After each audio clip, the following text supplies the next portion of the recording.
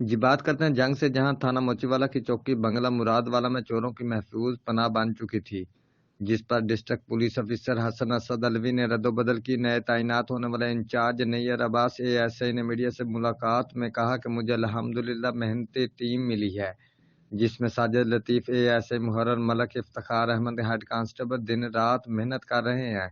DPO के एतमाद पर पूरा उतरेंगे, इलाका अमन का गहवारा होगा, अवाम दोस्त पॉलिसी के तहत काम कर रहे हैं। मुजरम जितना भी बाअसर क्यों न हो, कानून की गिरफ्त से नहीं बचेगा। साइलिन बिला झिझक मुझे मिल सकते हैं, अवाम की जान व माल का तहफ़्फ़ुज़ हमारी जिम्मेदारी है। आपको पता है साजिद लतीफ एएसआई का शुमार भी एक मेहनती, ईमानदार, गरीब परवर और काबिल पुलिस ऑफिसर में होता है। रिपोर्ट मार खालिद विद जिलाना plus Chaudhry Umar Hayat, Geo Express News, Jhang.